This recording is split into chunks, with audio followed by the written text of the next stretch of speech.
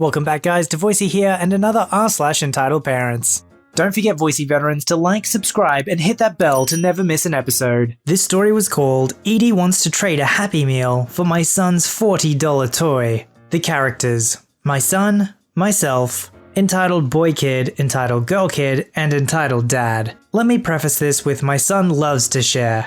If he has one piece of candy left and you ask him for it, say it's your favorite, he will either give it to you or split it in half so you can have some. He enjoys things so much more if he shares them, so you can enjoy it too. That's just how he is. Also, we are on a pretty strict budget, so he doesn't receive rewards or presents except on special occasions. My son is 6, and we just came home from parent-teacher conference, and were told he was doing great. So we stopped at the store on the way home and let him pick up a toy as a reward. He picks out a $40 Iron Man toy. This toy would light up, was about up to his knee, just a cool fun Iron Man. Upon arriving home, he sees EBK and EGK outside playing, so he immediately wants to go outside and show them his new toy and play with them. I'm watching them from the window. I see the girl go to her house and come back with one of the Iron Man toys that came from a McDonald's Happy Meal. She gives the Happy Meal Iron Man to my son, grabs his Iron Man, and runs back into the house.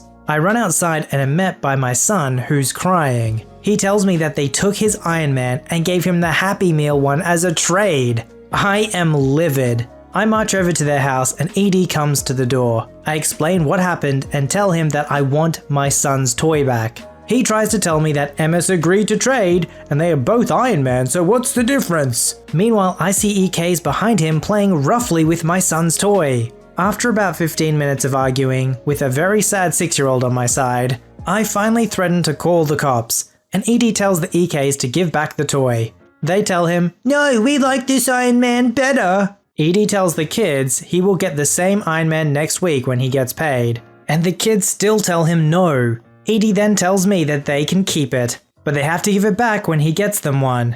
I interrupt him saying, "No, they cannot keep my son's toy. That was his reward for doing good in school." The girl then smashed Iron Man on the floor, breaking the arm off of him. My son starts bawling. ED and EKs start laughing and EGK just says, "Oops, he can have it back now." I take my devastated son home with his broken Iron Man. It's getting late at this point and I tell my son that I'll take Iron Man to the hospital when he's sleeping so his arm can get fixed. But he has to get to sleep so I can take him. About an hour after my son is asleep, there's a knock on our door. It's another neighbor. She tells me that she saw part of it, and Edie bragged to her husband about it. She also tells me that she does daycare for the EKs, and they often act like that.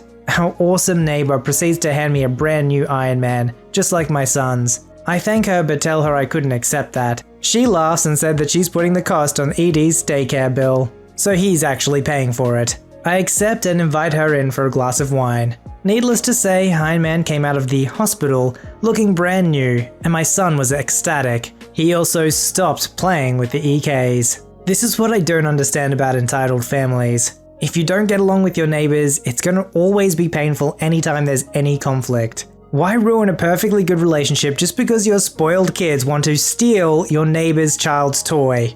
This story was called EM Demands Front Row Seats That Weren't Reserved for Her. So this happened at VidCon Australia this year. My friend and I had gotten front row seats for the send-off show, and we were there about 45 minutes early. 5 minutes before the show, enter EM. She was dragging her kid to the front row, obnoxiously cleared her throat, and opened her full of BS mouth. Excuse me, we were sitting there." I glanced at my friend. "I'm sorry, what do you mean by that?" "You know what I said. My baby and I were sitting there before, and you took our seats." The kid looked embarrassed. She looked like she was 11 or so. "Ma'am, we've been sitting here since the last panel." "Yeah, but we took those spots for the panel this morning." My friend and I just looked at her. Was she for real? "Sorry ma'am, but these spots weren't reserved when we got here." The kid started to urge EM to stop. "Really? Well, I left a tissue on the seat. You should know what that means since you..." EM looks me up and down. "Are Asian." I am Asian, but this took me by surprise. I didn't know about putting a tissue on a seat was an Asian thing. Excuse me? "Yeah, you know. Anyway, these are our seats. You should really move before the security guard takes notice." We were really ticked now. Sorry lady, but you should know that these seats are for everyone. If you think a flimsy piece of tissue will win you these seats, you are very wrong. A few people around us have started to notice what was happening. Didn't school teach you to give up your spots to those in need? I'm sorry, but why are you in need? I'm in need of those spots, now shove off! At this point, the kid was in tears of what was happening. Look, you made my poor baby cry! EM tried to hug her kid, but he flinched back and started to run off out of the auditorium. EM took off yelling at her kid. Still in shock, my friend and I looked at each other. At this point, the lights started to dim out, and we watched as the security guards shut the doors after EM and her kid ran out. I'm happy to report that EM wasn't able to see the show at all in the end. The poor kid deserved better though. Poor thing. Pretty sure if you see a piece of tissue somewhere, that's just trash. And pretty gross trash at that. Nobody wants to pick up a tissue whether it looks used or not. If you see that somebody's left a piece of tissue on their seat, and they're not there, we just think, well, that person's gross, they left their trash behind them. You, with as minimal contact as possible, remove the trash and then take the seat. No one's going to consider that as leaving it as a seat. Is that actually a thing in Asian cultures? Let me know in the comments below. This story was called EP Thinks Fabric Store is Also a Daycare. I used to be the manager at a fabric store, so I had a lot of entitled mums come through my doors, but my most fond memory was of this one lady. It was a busy day, so I was helping cut fabric when her number was called. She sets her, I'm assuming, 2-year-old on the cut counter, and her fabric right next to him. Ma'am, could you please take your child off the counter? It's dangerous, and I also need the space to cut your fabric. But my arms are full. If your arms are full, there's shopping carts at the entrance. They even have a child spot so he can sit in the cart. Win-win. She rolled her eyes and stormed off, leaving the kid and her fabric. The front really wasn't far from the counter, so I got worried when a few minutes passed by and she doesn't come back. I call over our headset to my coworker to see if anyone sees her. Nobody had. Worried the EP had run out of the store and left her kid. This wasn't the first time this has happened in this store. I picked him up and started to search the aisles. I found her shopping down another aisle. Ma'am, I think you forgot something. Where's my fabric? What? My fabric! I told you I needed 2 yards! You left your baby on the counter. Plus you have to be present while I cut the fabric. I just left him with you!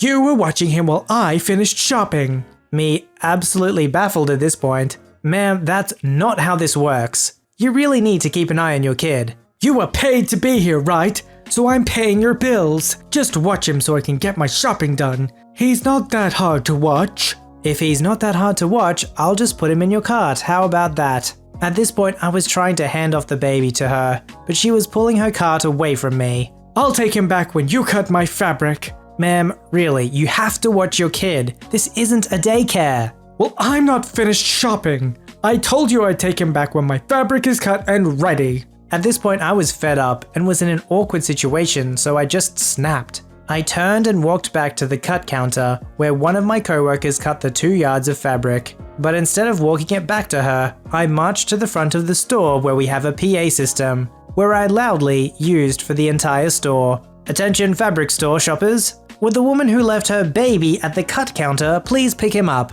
Once again, would the woman who left her baby at the cut counter please pick him up? Thank you. You could hear a pin drop through the whole store, except the furious wheels of one shopping cart, EP's. I have never seen someone look as red out of anger as she did. She grabbed her kid and stormed through the checkout, where I smiled and told her to have a nice day. I know sometimes parents walk away if they just need one thing, but please remember not to leave your kids with retail workers. Our lives are hard enough as it is. The logic is just baffling on this one. It's like, well, I'm here and I'm going to be paying for something, and that pays your income, therefore somehow I'm entitled to free daycare sitting? The retail worker is getting paid to do a very specific job, and that only. So to do any additional work, like babysitting, you would need to pay extra. It's not like free babysitting comes along with getting some fabric cut for you. This story was called Entitled Mom Demands New Free Ice Cream. A little backstory. I worked at a McDonald's for just over a year. During that year, I never really got the hang of making ice cream cones. Many got messed up, many got given away. One day on shift, at the counter, I saw an ice cream cone pop up on my order screen. Other crew seemed busy, so I took it upon myself to make a cone, knowing I'm terrible at it. We're supposed to fill the bottom of the cone and do no less than 5 swirls, ideally 7. I filled the bottom just fine. By the time I got to the 3rd swirl, the ice cream looked like it was about to fall over. Normally, other employees would just throw the whole cone out and start over. I'm not like that. I remembered back to being a customer, standing in the lobby, and seeing McEmployees throw out ice creams. So I did what any good McDonald's employee should do. I took that messed up, deformed cone, wiggled it to the side so it was upright, and walked through the lobby until I came across a kid. He was deep in his Happy Meal, so I tapped on his entitled mum's, from here out EM, shoulder, and quietly asked EM if her child would like a free ice cream. She shrugged with a, "Sure, whatever." So I got the kid's attention and gave it to him. Huge smile on his face. It always makes me feel good to do this, and it cost the company nothing, since it was going in the garbage anyways. I go back to the counter. Another crew member had already made the cone while I was in the lobby, so I got back to my usual duties. Cleaning, taking orders, putting out orders, making coffee, etc. When EM comes up to my till with the cone, very angry. "What's this?" "The free ice cream cone I just gave you?" EM pulls out phone. "Why doesn't it look like this? Do you not know how to do your job right?" I look at her phone. It's our website with the picture of a cone pulled up. I gave you that cone because it doesn't look like that. I commonly give away cones for free that don't come out right. "How is that fair for my kid?" "Pardon? It was a free ice cream." "Yeah, but why is it all deformed like this? The ones on the website are at least twice as big." "I couldn't make it as big as it should be, so I gave it to you for free." At this point, my manager is standing over my shoulder, well aware of the situation. My manager was a pretty funny guy. He loved to poke fun at Karens like this. So he started making an ice cream behind me. Probably the biggest ice cream I've ever seen. Easily 12 plus swirls. Almost twice as large as the one in our pictures. Easily 2 foot tall. "See? At least he knows how to do his job properly. Hey!" waves him down. "That's for me! He messed up mine!" "Actually, it's for OP. He's about to go on break and he deserves an ice cream after dealing with problem customers. Now, is there anything else I can actually help you with?" "Yeah, free ice cream shouldn't be messed up ice cream." The manager nudges me aside and stands at the till. "Look, lady, the ice cream you got was free. Free. F-R-E-E. You don't get to return or exchange something that was free. Either go back to your table and sit down, or I'm going to need to ask you to leave." Got my break extended from 30 minutes to 45 minutes, ate my huge ice cream, and went about the rest of my shift as normal. 'Twas a good day that I will remember forever. This lady is the definition of don't look a gift horse in the mouth. When somebody gives you something for free, just say thank you. And don't raise your expectations any higher than that. Do people give away free ice cream at McDonald's? Yeah, not very often. So if someone's giving you something for free, there's probably a reason for it. Don't push your luck because then you just made a fool of yourself in front of everybody. Post your stories, memes, and fan art at r/VoiceyHere. Don't forget to like, subscribe, and hit that bell to never miss an episode. Alright, Voicey veterans, I'll see you in the next one.